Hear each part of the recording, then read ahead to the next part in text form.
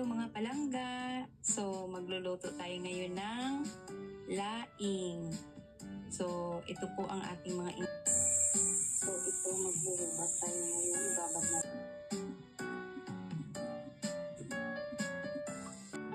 So, ganito na ito mga palangga. Nahugasan ko na ito. Nakalagay dito na mainit na tubig. Ayan, sumutulo na siya. So, ilalagay natin dito, i-blance natin dito para lumambot.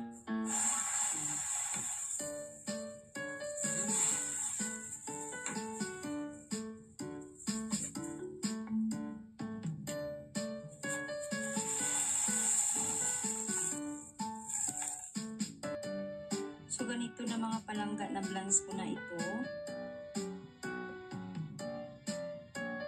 Ganito yung para malinis talaga siya at tanggal. Mag-isa tayo ng pangsahog na. Meron po tayong karne doon. So, igigisa natin. Lagay muna tayo ng bawang.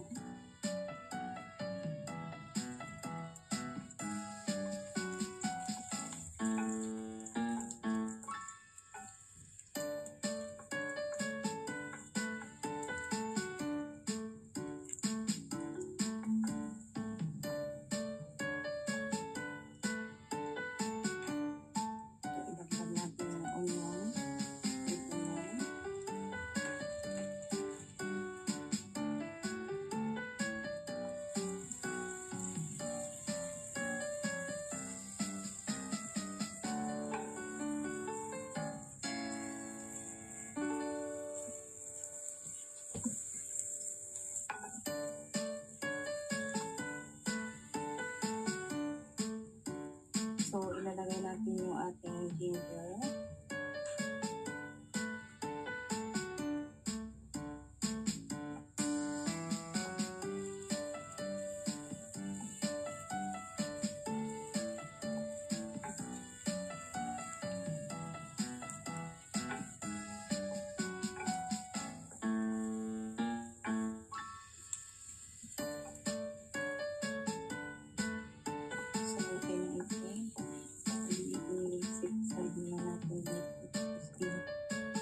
Igisa natin ang ating karne.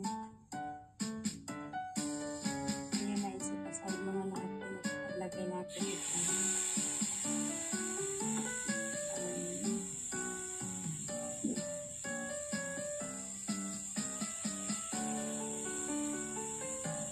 Nalinagyan ko ito ng asin, yung karne natin.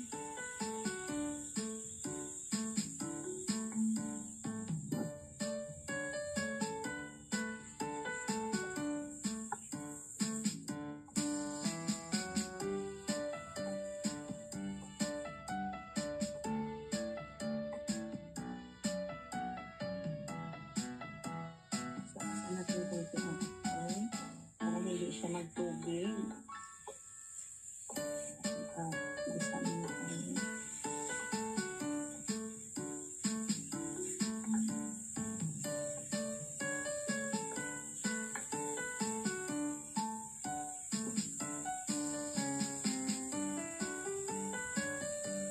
Pwede na natin ihalo yan para magbango siya.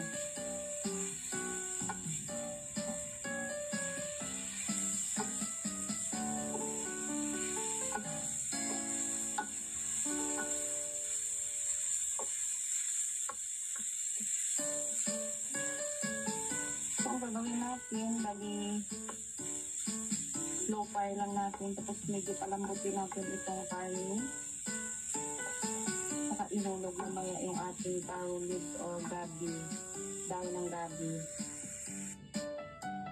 So, ganito na sa mga palangga.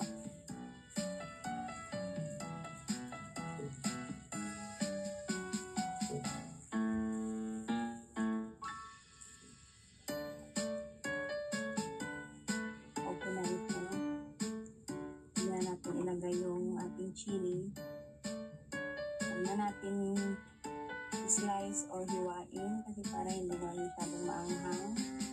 Hayaan lang natin siya na maluto. Diyan. Lalabas yung kanyang anghang mamaya. natin ilagay yung ano natin.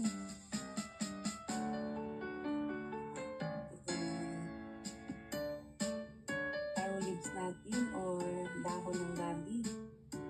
Igigisa natin dito.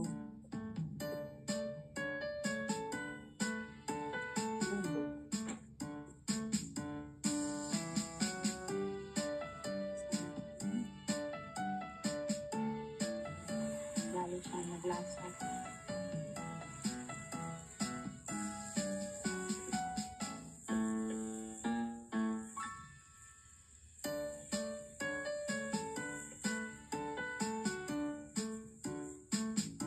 Gata naman.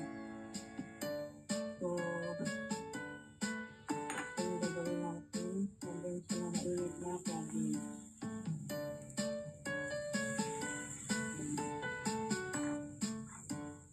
Pwede na ito.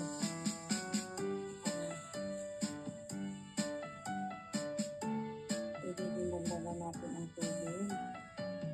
At ilukay lang siya.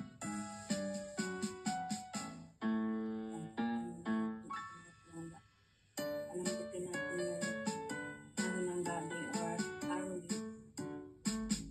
So, ito na mga palangga, malambot na po yung ating taro leaves or gabi, dahon ng gabi.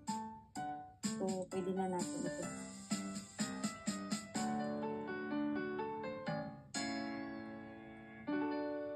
So, bali, nagamit po ako ng dalawang, ito maliit, dalawang kanya, isang malapit.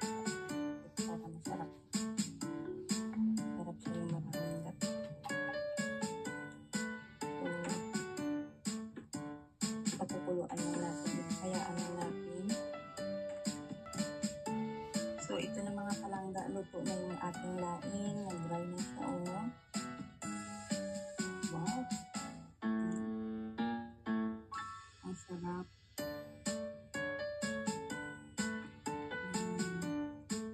Malinam-nam siya. Masarap talaga. Daming lasa. Wow.